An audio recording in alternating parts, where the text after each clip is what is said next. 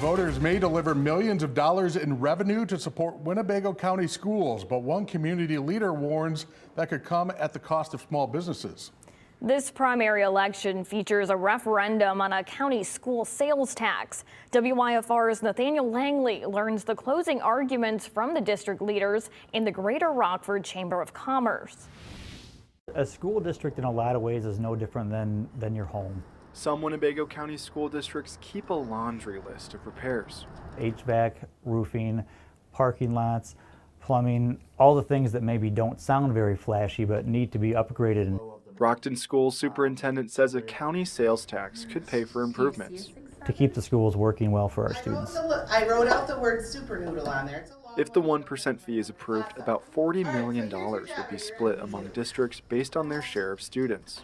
There's projects that will need to be happening in order to maintain and keep our buildings up to date. Winnebago County voters will see this question on their ballot. Districts like Rockton and Harlem say yes brings them benefits, but those in the business community push for no. Right now is not a good time. Angela K. Larson leads the Greater Rockford Chamber of Commerce. We had to really take a hard look on how we want to support schools and how we want to oppose new taxes. Besides facility upgrades, the fee can pay down debt and lead to lower property taxes. There's no guarantees that property taxes will come down, and that will be decided school board by school board. Our board signed a resolution to commit half of that revenue towards paying down the bond debt. Each side asked voters to educate themselves on the question before voting. This isn't the way to fund it, and this isn't the best timing to do it.